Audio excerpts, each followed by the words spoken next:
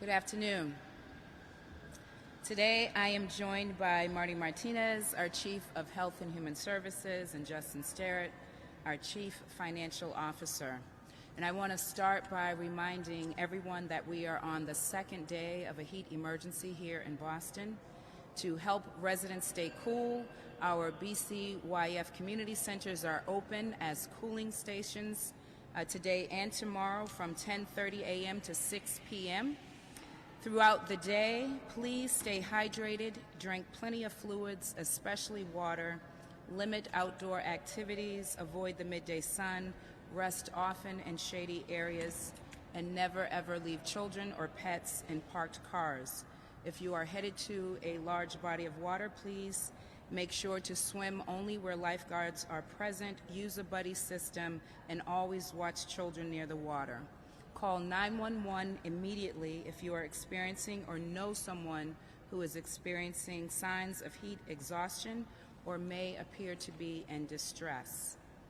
Now, let me give an update on COVID-19 activity in Boston and our response. Over the last several weeks, we have seen an increase in COVID activity here in our city, averaging 119 cases a day. The data also show that the vaccine is our best way to protect ourselves from this virus. Today, the average number of people with COVID in Boston hospitals is just 68. By comparison, the average number of people with COVID in the hospital in early May, as we began to reopen the city, was twice as high at 127. Today's average is well below previous rates, with an average of 400 people in the hospital in January this year and 1,400 people in April of last year. Even with the increase in COVID activity, we are well below the established thresholds for hospital capacity. Public health experts expect that we could be living with COVID for a while. This means we will see ebbs and flows of COVID cases, and we need to ensure that our hospital capacity, which is our capacity to save people's lives, remains below the threshold. The best way to do that is by getting people vaccinated. By working in partnership with hospitals, community health centers, and the recipients of the vaccine equity grants that we distributed, over 400,000 Boston residents are fully vaccinated. Our latest efforts have helped to narrow gaps in the Black and Latino community as well, with a 17 percentage point increase in the Black vaccination rate and a 23 percentage point increase in the Latino vaccination rate. We are making real progress, and I'm proud of the work that we are doing together. Today, nearly 68% of Boston residents have received at least one dose. We are a highly vaccinated city and one of the most highly vaccinated states in the country. I want to thank Chief Martinez, the Public Health Commission, and all of our partners who have helped to make that possible. Vaccinations are critical. That is why today I am announcing a vaccine mandate with vaccination verification or required testing for municipal employees. Our purpose is to protect our employees and the public, and our work is rooted in public health guidance and based on data and science. 2 weeks ago, when I announced our plans to develop a mandate, I made it clear that I wanted to engage our workers and build a thoughtful plan. Over the last 2 weeks, we engaged with cabinet chiefs, department heads, and labor leaders in discussion. Yesterday, I had the pleasure of speaking with many of the municipal labor leaders, and all of us share the goal of a healthy workforce. And we will continue to engage managers, workers, and unions in the coming weeks as we implement this policy. I want to thank Chief Sterrett and his team for their work.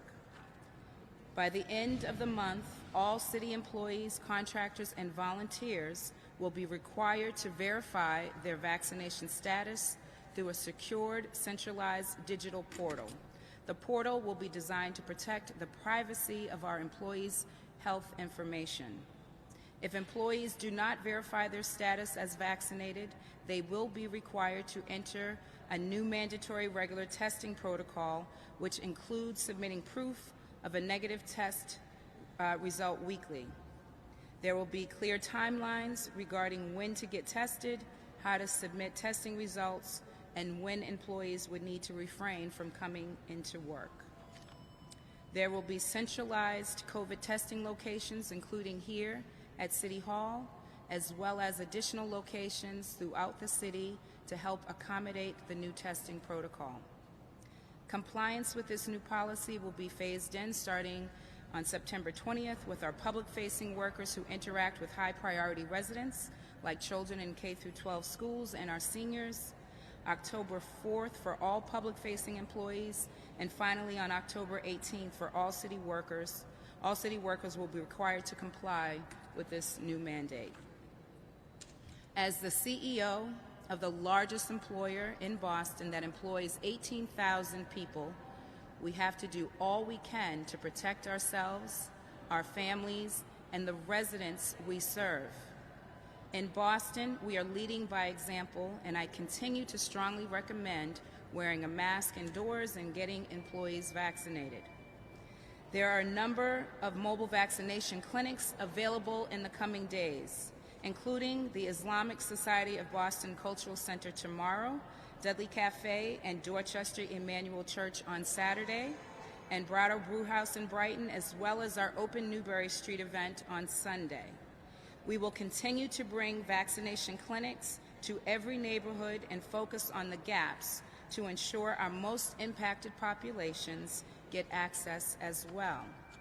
As we have seen over the past year, when we trust the science, track the data, and work together, we can help to keep our city and her residents safe. Thank you, and now I will open it up for a couple of questions.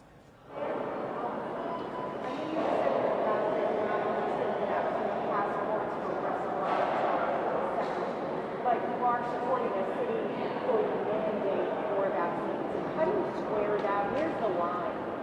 For our employees, there are 18,000 employees, and we are the largest employer in the city of Boston, and it's so important that we do everything we can to protect not just our workforce, but the people that we serve. We encourage other employers to do the same.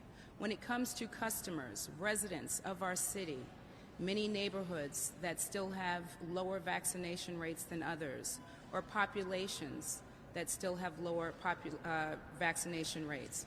What it is important that we don't do is lock them out. We continue to prioritize them when it comes to the vaccine. But to suggest that half of Black residents couldn't go to a grocery store, I think is insane. So instead, we are prioritizing them, meeting them where they are, partnering with our community health centers, with all of the partners who receive the Vaccine Equity Grant. We are investing in people and programs that work. We want everyone in our city to get vaccinated, and it is so important. This is our best hope at beating this pandemic.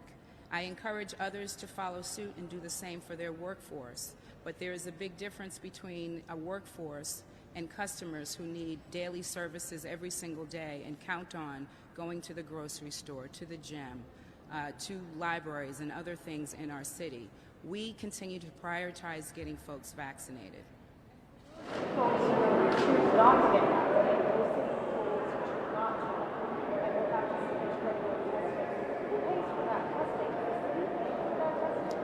We are making every effort available to get folks tested or vaccinated here as the City of Boston. We'll make sure that employees have the time to do so, and we will make sure that our workforce is protected.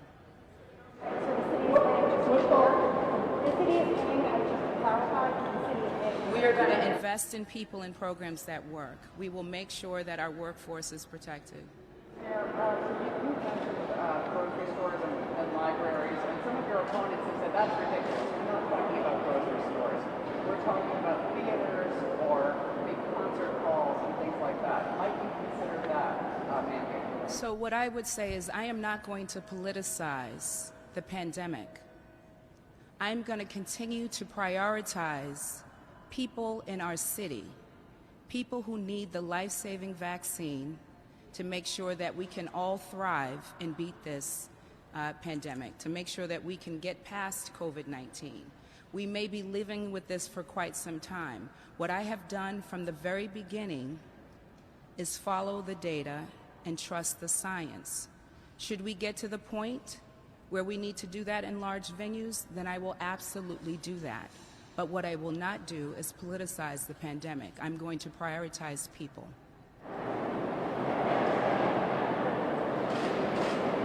What about Thank you very much.